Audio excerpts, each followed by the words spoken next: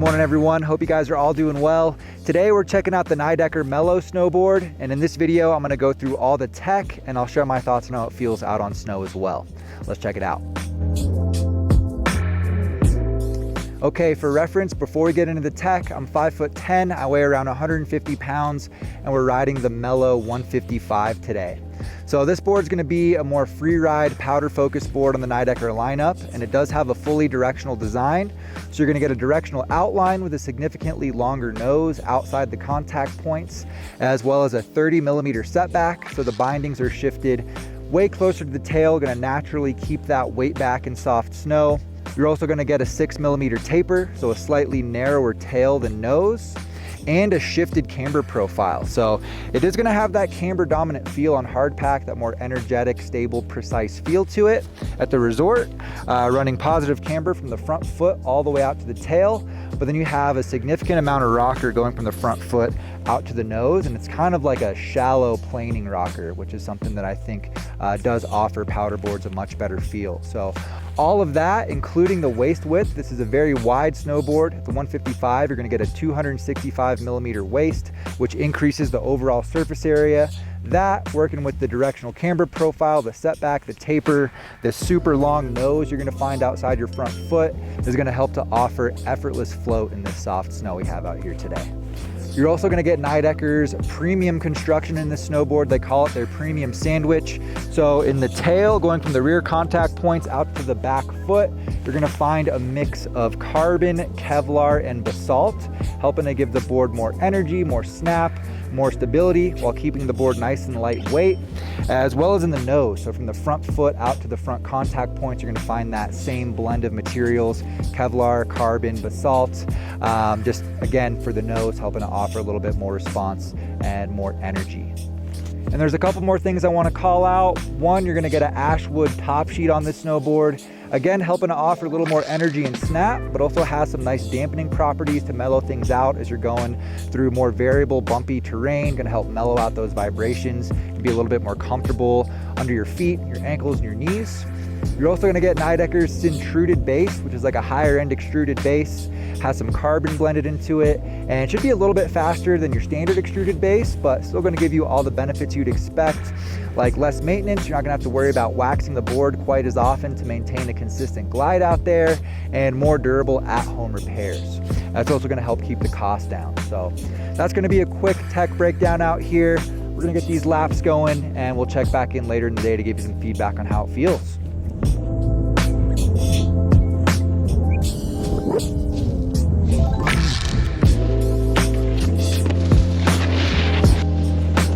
All right, it's been an awesome day out here testing out the Nidecker Mellow snowboard.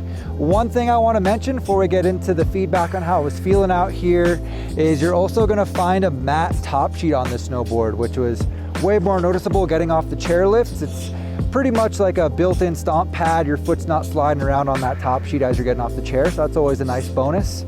But the first thing I want to actually talk about is the powder experience on the Mellow.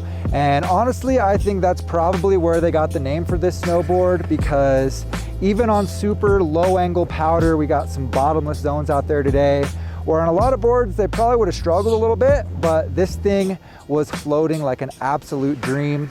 It feels like a boat out there. I think that's the best way to describe it. If you want to pontoon around in some low angle pow, this thing is going to stay on top of that soft snow with very, very little effort.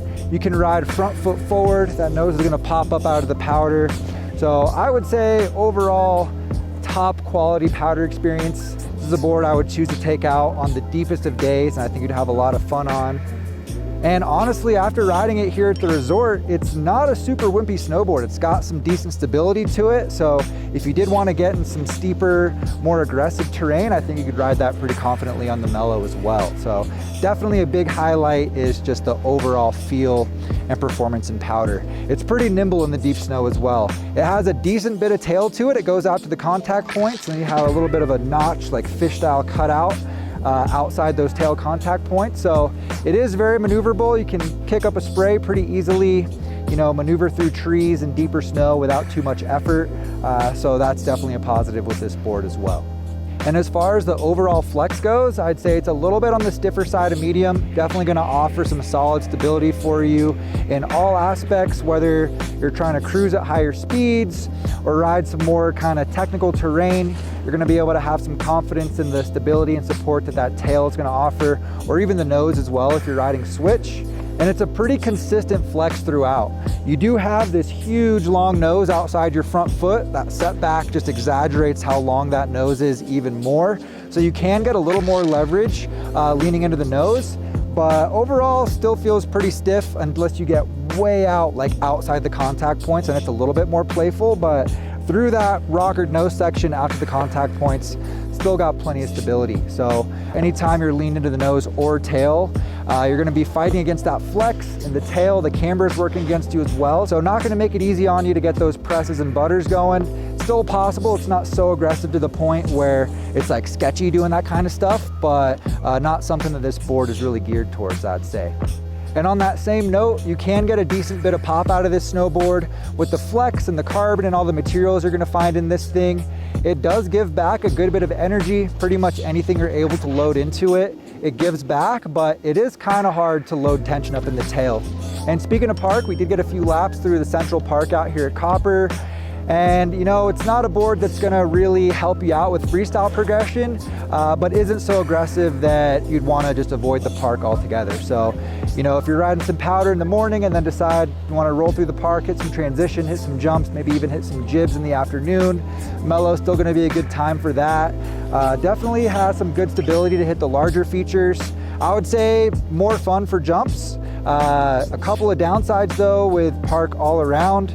One is that it has a pretty short tail, so if you do need to put down that landing gear to help you out and save a landing, it's a little bit limited in that regard, just because the tail is a little bit shorter than what you'd find on a true twin. And also with the long nose, you do want to pay attention to that and make sure you're not clipping up on features, whether that's coming off a jump, coming onto a rail, or even doing butter tricks. But overall, I was having a pretty good time in the park, hitting the jibs, hitting the jumps. Felt pretty natural. As long as you are just aware of the downsides with the general shape of this board, you can still definitely have a good time in there. And the last thing I want to talk about is the carving experience on the Mellow. That was another big highlight for me on this snowboard for quite a few reasons. If you've been watching the channel for a while, you know I'm a fan of the feel that you get for these boards that incorporate those directional features like a taper, setback, the shifted camber that has a really good feel for initiating turns and driving through turns, both on the heels and the toes. And the other big benefit that you get with the Mellow is the width. And it's a benefit, but it's also kind of a downside. On the positive, you can get more aggressive edge angles and really lean into turns confidently, knowing you're not gonna drag your toes or your heels. Or if you run a large boot size, this is gonna be a good board to check out just because it does offer that extra width.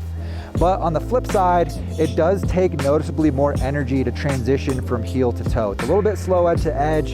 It has a different feel to it, but personally, I think that's a lot of fun for carving because it feels more locked in.